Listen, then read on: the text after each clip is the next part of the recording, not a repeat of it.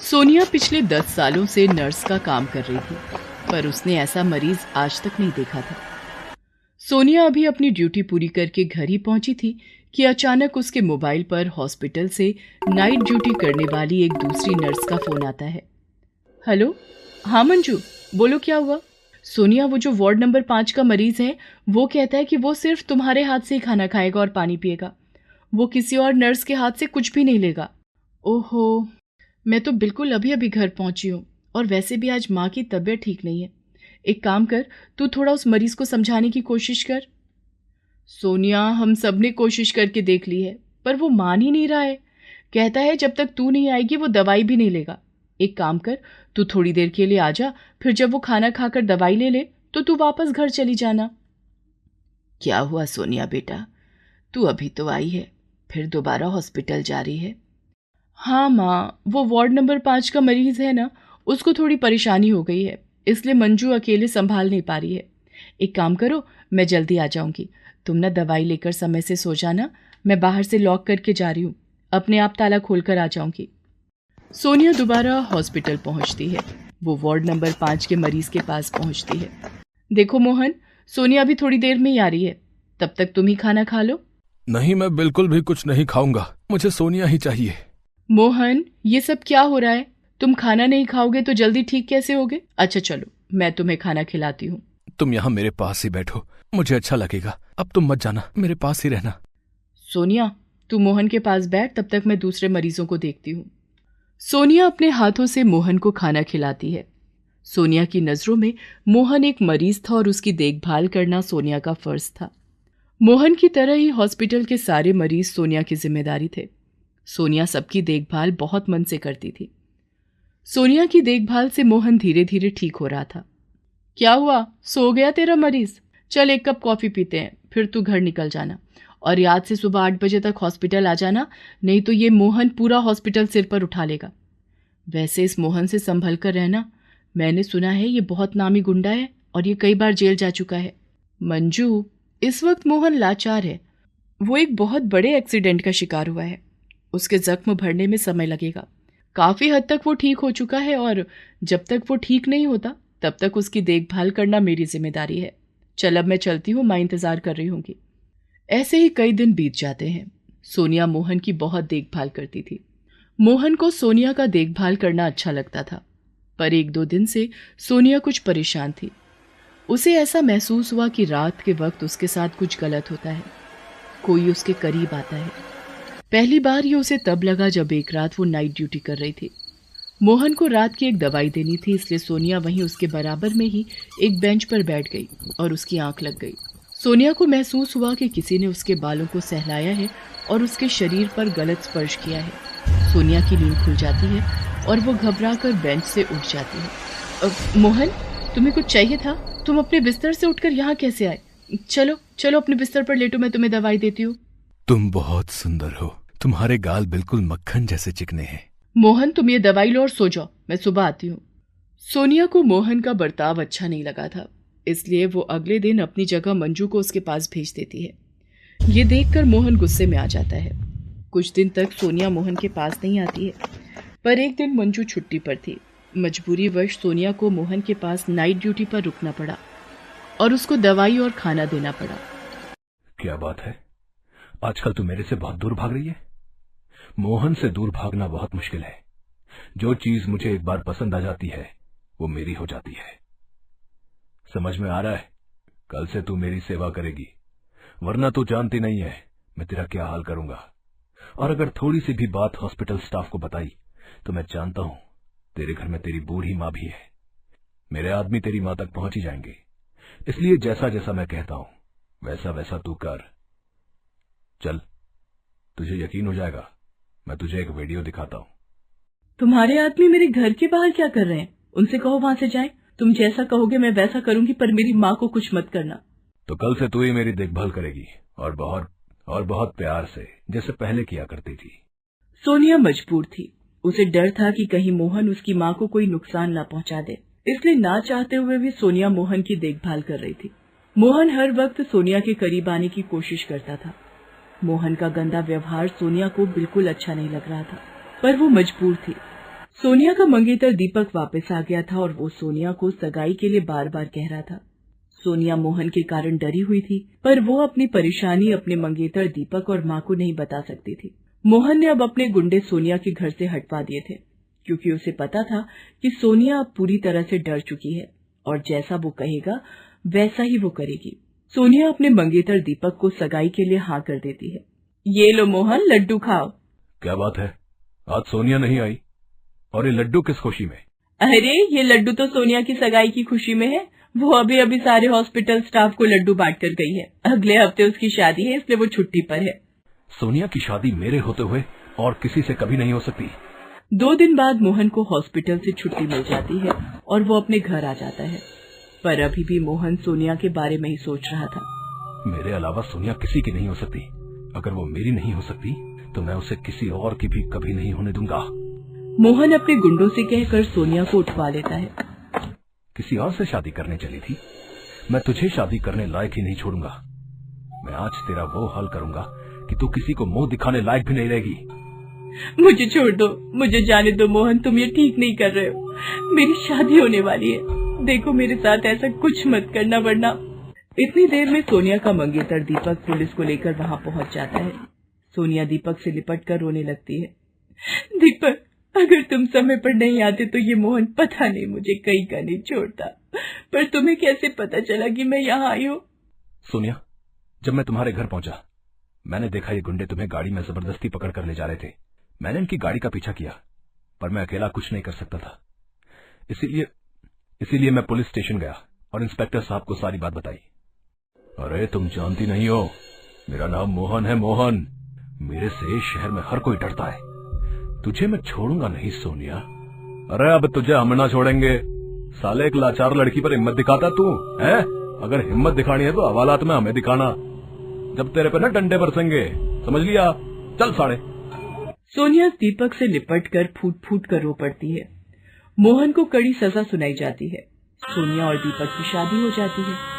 Sonia duty पर तो लौट आती है, पर उसके साथ जो गलत हुआ था उसे लेकर वो बहुत डर गई थी, क्योंकि उस डरावने हादसे से उभरने में उसे समय लगना ही था।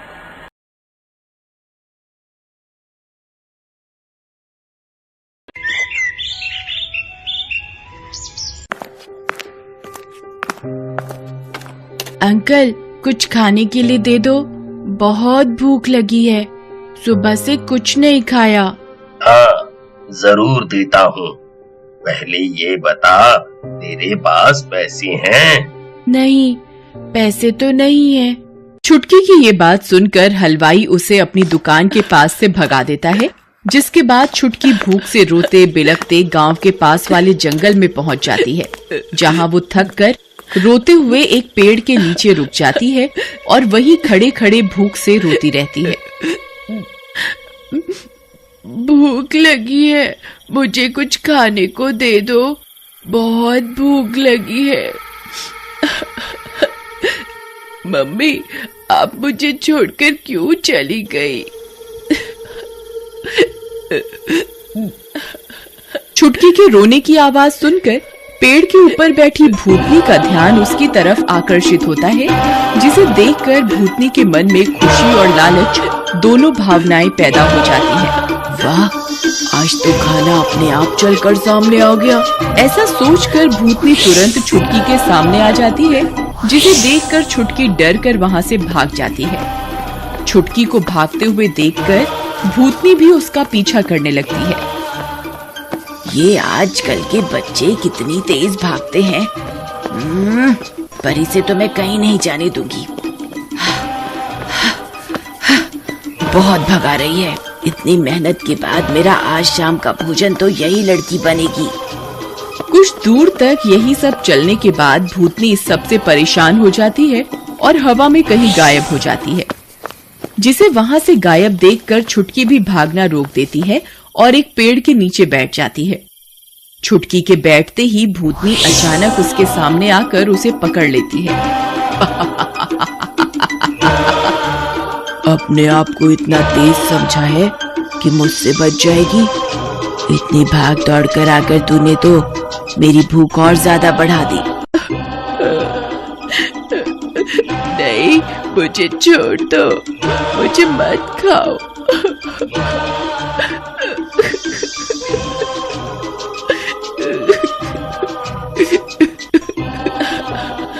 छुटकी इतनी तेज रो रही होती है कि उसके रोने की आवाज वहीं पास में एक बड़े बरगद के पेड़ पर बैठे भूत को सुनाई देती है, जिसे सुनकर वह भूत छुटकी और भूतनी के पास पहुंच जाता है। वहां पहुंचकर जैसे ही भूत छुटकी को देखता है तो भूत का मन विचलित हो जाता है, जिस वजह से वो छुटकी को भूतनी से बचाने के लिए छुटकी और भूतनी के बीच आ जाता है। इस बच्ची को यहीं छोड़ दे, उसे नुकसान पहुंचाने के बारे में सोचना भी मत, नहीं तो मुझसे बुरा कोई नहीं होगा। तुम मेरा गुस्सा जानती हो, सुना नहीं मैंने क्या कहा? जाओ यहाँ से और दोबारा कभी किसी बच्चे के नजदीक भी दिखाई दी तो तुम्हारा भूतिया अस्तित्व खत्म कर दूंगा। भूत का गुस्सा देखकर भूतनी छुटकी को छोड़कर वहां से गायब हो जाती है, जिसके जाने के बाद भूत शांत होकर छुटकी के पास जाता है। बच्ची, तुम इस वक्त जंगल में क्या कर रही हो? मैं तो भूख की वजह से रोते हुए सड़क पर चल रही थी। कब जंगल में पहुंच गई पता ही नहीं चला। फिर वो भूतनी मुझे खाने के लिए मेरे पीछे पड़ गई और मैं भागते हुए यहाँ पहुंच गई। तुम्हारे मम्मी पापा कहाँ हैं? वो तुम्हें खाना नहीं देते? मेरे पापा नहीं है और कुछ समय पहले मम्मी की भी मौत हो गई। ओह, फिर तुम किसके साथ रहती हो? वैसे तो मैं अपनी मम्मी और काका काकी के साथ रहती थी, लेकिन मम्मी की मृत्यु के बाद काका काकी ने मुझे घर से निकाल दिया।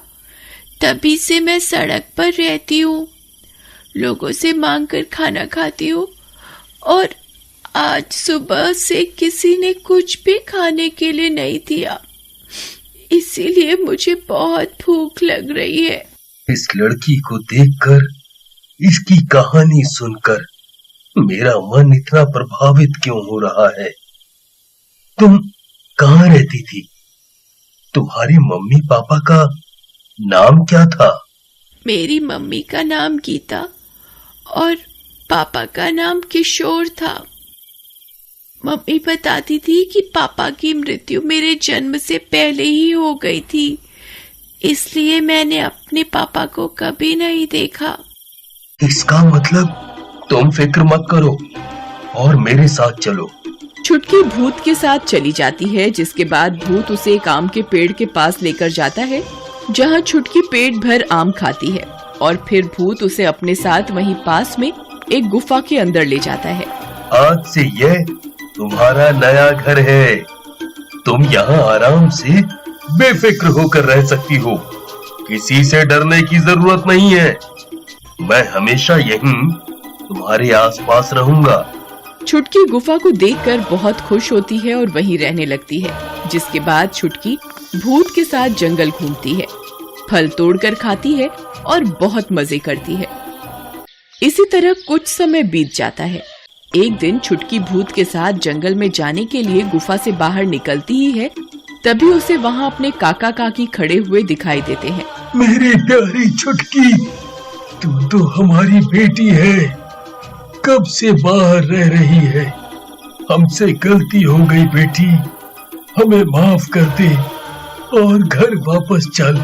हाँ बेटी, तेरे काका बिल्कुल ठीक बोल रहे हैं, चल हम तुझे लेने आए हैं। छुटकी पहले ही अपने काका काकी को गुफा के बाहर देखकर असमंजस में होती है और ऊपर से उनका ऐसा व्यवहार उसे समझ नहीं आता है। वह भूत की तरफ देखती है। काका काकी, इतने समय बाद मुझे घर वापस ले जाने के लिए क्यों आए हैं? यह दोनों झूठ बोल रहे हैं, ये मुझसे प्यार नहीं करते। पक्का मुझे घर वापस ले जाकर मुझसे घर का काम कराएंगे और फिर खाना भी नहीं देंगे। नहीं बच्चे, अब ऐसा नहीं होगा। ये लोग ना तुमसे कभी घर का काम कराएंगे और ना ही घर से बाहर निकालेंगे। वो घर तुम्हारा है और तुम अपने घर में हमेशा खुशी से रहोगे। पर अगर अगर कुछ नहीं, कुछ भी नहीं होगा। और अगर कभी कुछ भी बुरा लगा तो मुझे याद कर लेना, मैं तभी वहां आ जाऊंगा। भूत की बात मानते हुए छुटकी अपने काका काकी के साथ घर वापस जाने के लिए तैयार हो जाती है। घर वापस पहुंचकर काका काकी छुटकी का बहुत अच्छे से ध्यान रखते हैं। वे सब साथ बैठकर रात का खाना खाते हैं, जिसके बाद काकी छुटकी को उसके कमरे में सुला देती है। अगर वो नहीं आता तो इस आफत को मैं दोबारा कभी इस घर में वापस लेकर नहीं आता। भूलो मत, घर उन्हीं का है और जब तक वो यहाँ मौजूद रहेंगे हम कुछ नहीं कर सकते। वो मंजर मुझे अभी भी डरा देता है। आज का दिन कितना अच्छा है, चलो कहीं घूमने चलते हैं। हाँ जरूर। दोनों घूमने जाने के लिए तैयार होते हैं, लेकिन जैसे ही घर से बाहर निकलने वाले होते हैं तभी भूत उनके सामने आ जाता है, जिसे देखकर काका और काकी डर जाते हैं। अगर कल शाम तक तुम दोनों मेरी सोनी को घर वापस लेकर नहीं आए तो तुम दोनों के लिए मुझसे बुरा कोई नहीं होगा। मैं हर वक्त तुम पर नजर रखूंगा। सोनी, ये तो जब भाभी गर्भवती थी तब भैया छुटकी को बोलते थे। हाँ, तुम्हारा बड़ा भाई और छुटकी का पापा। मैं भले ही अपनी बेटी के जन्म से पहले ही उससे दूर हो गया, लेकिन उसके लिए मेरा प्यार कभी कम नहीं हुआ। एक बाप जिंदा रहे या मुर्दा, अपनी बेटी के लिए उसका प्यार और उसकी फिक्र कभी खत्म नहीं होती। और अब अगर मेरी बेटी को कोई तकलीफ हुई तो तुम दोनों नया सूरज देखने के लिए जिंदा नहीं बचोगे। नहीं नहीं, मैं उस चीज को बार बार याद नहीं करना चाहता। सो जाओ, सो जाओ। वे दोनों सो जाते हैं, जिसके बाद समय बीतता है। छुटकी के काका काकी भूत के डर से उसका बहुत अच्छे से ध्यान रखने लगते हैं। कुछ समय बाद छुटकी को भी अपने पापा की सच्चाई पता चल जाती है, जिसे जानकर वह भूत से और ज्यादा प्यार करने लगती है। इसी तरह कभी छुटकी अपने पापा भूत से मिलने जंगल में जाती रहती है, या फिर कभी भूत ही अपनी बेटी से मिलने घर पर आने लगता है। हेलो दोस्तों, कैसे हैं आप सब? हमारी कहानियाँ देखने के लिए हमारे चैनल को सब्सक्राइब कीजिए और हाँ, बेल आइकॉन पर क्लिक करना मत भूलिएगा।